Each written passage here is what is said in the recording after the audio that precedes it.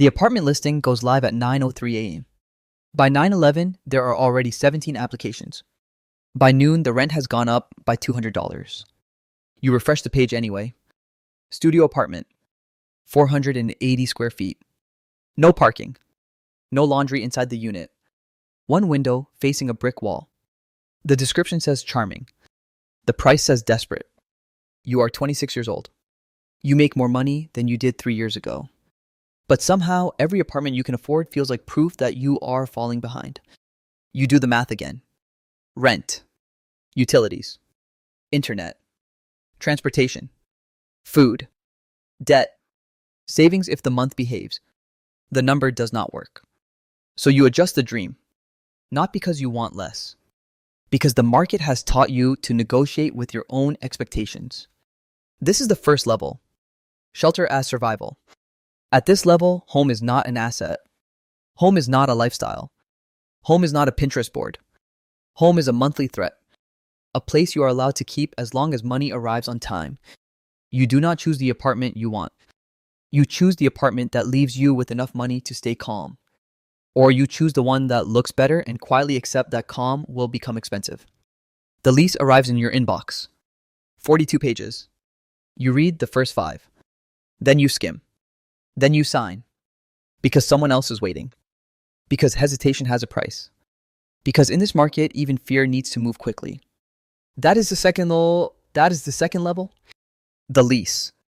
A lease looks like paperwork, but it is really a map of power. It tells you when money is due, what happens if you are late, what you cannot change, what you cannot hang, what you cannot break, what you cannot question without risking the roof over your head. You pay the deposit, first month, last month, application fee, move-in fee, pet fee, even though the pet weighs 12 pounds and pays no rent. By the time you get the keys, you have already spent more money than the apartment deserves. But the key feels good in your hand. That is the emotional trick. Access feels like ownership when you have been locked out long enough. For the first week, you are grateful. You arrange the furniture. You clean the windows. You tell yourself it is temporary. Everyone tells themselves that. Temporary is a word people use when they cannot afford honesty yet. Then the rent increases. Not violently. Politely. An email. A new rate. A reminder that the area has become more desirable. You look around your apartment. Same walls. Same pipes. Same window facing the same brick wall. Nothing improved. Except the market's opinion of what your life should cost. That is the third level. Rent inflation. You realize your home can become more expensive without becoming better. This changes something inside you. Because a normal product asks for more money after it improves. Housing asks for more money after the neighborhood changes. After salaries rise nearby. After investors arrive. After people with more choices start wanting what you already needed. You did not upgrade. The map did. A coffee shop opens on the corner. Then a boutique gym. Then a new building with glass balconies and a name that sounds like a lifestyle. The neighborhood is becoming valuable, which means your presence there is becoming less secure. You begin to understand the rule. When an area improves, the people who endured it first do not always get rewarded. Sometimes they get priced out. The city does not evict them all at once. It raises the cost of staying until leaving looks like a choice. That is the fourth level. The polite displacement. Nobody says you do not belong. They just change the numbers until your budget says it for them. You search farther away. 20 minutes from work becomes 40. 40 becomes an hour. The cheaper apartment costs less in rent, but more in time. And time is the hidden rent poor people pay. Longer commutes. More transfers. More gas. More exhaustion. Less sleep. Less chance to cook. Less chance to exercise. Less chance to become the kind of person financial advice assumes you have time to be. You realize affordability is not only about price. It is about what the lower price takes from the rest of your life. Then someone says the sentence, "You are throwing money away on rent." They say it casually, as if you have been choosing irresponsibility instead of shelter. As if buying a home is simply the next step waiting for you like a staircase. So you start looking, not because you are ready, because you are tired of being told that renting is failure. That is the fifth level, the ownership dream. At first, home ownership feels like rescue. No landlord, no rent increase, no annual uncertainty. A place that is yours. A place where the walls do not need permission. A place where money stops disappearing and starts becoming equity. That word glows. Equity. It sounds like justice. It sounds like adulthood. It sounds like finally being on the right side of the game. Then the numbers arrive. Down payment, closing costs, mortgage, property tax, insurance, maintenance, repairs, HOA fees, interest. The house is not one price. It is a system of prices wearing one address. One address. You thought the question was, can I buy it? The real question is, can I survive owning it? That is the sixth level. The mortgage gate. The bank does not ask if the home will make you happy. The bank asks if your income can be trusted. It studies you. Credit score, debt to income ratio, employment history, savings, tax returns, bank statements. A machine looks at your life and decides how much future you are allowed to borrow. Then it gives you a number so large it does not feel real. 30 years, 3 decades, 360 payments. A piece of paper turns future labor into present shelter. You are approved. Everyone congratulates you. Nobody says the quiet part. Approval is not freedom. Approval is permission to owe at scale. Still, you feel proud. And you should. Because in a world where shelter became a competition, getting through the gate feels like winning. You make the offer. Someone else offers more. You make another. An investor pays cash. You make another. The seller chooses a buyer with fewer contingencies. You learn that wanting a home emotionally means almost nothing against capital that can move instantly. That is the seventh level. Competing with money that does not need a bedroom. You need a place to live. They need yield. You imagine birthdays in the kitchen. They imagine rent growth. You imagine safety. They imagine appreciation. You imagine a future. They imagine a portfolio. This is where the game becomes uneven. Because you are buying with biography. They are buying with strategy. You have fear. They have models. You have a deadline. They have liquidity. A house to you is shelter. A house to them is an asset that happens to have plumbing. Eventually you win one. Not your dream home. The home you could reach. Older roof. Strange layout. A kitchen from another decade. A neighborhood people describe as up and coming, which usually means expensive soon and inconvenient now. You sign more documents than you knew could exist. Then you get the keys, and for one evening, the system disappears. You stand in the empty living room. No furniture. No curtains. No sound except the hum of the refrigerator. You did it. That is the eighth level. The illusion of arrival. For a moment, everything feels solved. Then the water heater breaks. Then property tax goes up. Then insurance renews at a higher premium. Then the roof inspector says the word soon in a tone that makes your stomach tighten. You learn that rent was the maximum you paid. A mortgage is the minimum. Ownership does not eliminate uncertainty. It changes the type of uncertainty. The landlord is gone. Now the house is the landlord. And the house is very old. Still, something has changed. Every payment builds something. Slowly. Painfully. Mostly for the bank at first. You look at the amortization schedule and realize the early years are not really about owning the home. They are about earning the right to own more of it later. That is the ninth level. Equity slowly.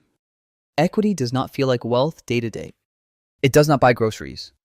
It does not fix the car. It does not lower stress when cash is tight. It hides inside the walls. Invisible. Illiquid. Quiet. But over time, it becomes a second financial life running beneath your visible one. The house appreciates. Not because you painted the hallway. Because supply is limited. Because rates changed. Because zoning is tight. Because people keep moving in. Because the neighborhood became more desirable after you stretched yourself to enter it. For the first time, the market is working in your favor. This is where people begin to sound different. They stop saying housing is too expensive. They start saying their home has gone up. Same market, different position. That is the 10th level. The owner's perspective. You still believe housing should be affordable, but you also check your home value online. You still care about first-time buyers, but you feel nervous when someone proposes new construction nearby. You say you support solutions, then quietly hope the solution does not reduce your property value. This is not hypocrisy in the simple sense. It is incentive. And incentive is stronger than opinion. The system has moved you, not morally, financially. Yesterday, rising prices were the wall in front of you. Today, they are the wind behind you. That is how housing politics becomes complicated. Everyone wants affordability in theory. Many owners want scarcity in practice, because scarcity protects the largest asset they have. Years pass. You refinance once, maybe twice. You pull equity to renovate, maybe to invest, maybe to help family, maybe to buy another property. The home is no longer only a place. It is collateral. That is the 11th level. The house as leverage. A bank looks at your home and sees security. An investor looks at your home and sees trapped value. A homeowner looks at the home and sees both memories and borrowing power. You begin to understand why real estate creates wealth differently from wages. Wages require labor. Real estate can rise while you sleep. Not always. Not everywhere. Not without risk. But enough to change how people think. You meet someone who owns 3 rentals. Then someone with 12. Then someone who does not know the names of the streets their properties are on. They speak in cap rates, vacancy, cash on cash return, appreciation, debt service, tax benefits. You realize housing has 2 languages. One language says bedroom kitchen, school district morning light. The other says unit count yield leverage exit strategy. Same building, different reality. That is the 12th level. Shelter becomes product. The tenant calls about mold. The spreadsheet says maintenance expense. The family asks for another week. The model says delinquency risk. The neighborhood changes. The deck says upside potential. The human story does not disappear. It gets translated into financial language. And financial language has a talent for making pain sound neutral. You are not cruel. But you are farther away now. Distance does something. It turns people into categories. Tenant profile, market segment, occupancy rate, rent roll. The more property becomes investment, the less housing sounds like home. Then you sit in a meeting years later. A small fund is buying homes in secondary markets. Not luxury homes, ordinary homes. The kind teachers used to buy. The kind nurses used to buy. The kind your younger self refreshed online at 9:03 a.m. The pitch is clean. Fragmented market. Strong rental demand. Limited supply. Operational efficiency. Attractive yield. Everyone nods. The math works. That is the 13th level. The system looking back at you. You recognize the numbers. You also recognize the person inside them. The renter with the application fee. The buyer losing to cash offers. The family moving farther away. The worker paying hidden rent in commute time. You remember being one of them. Not as a concept. As a body. As a bank account. As a person refreshing listings with a tight chest.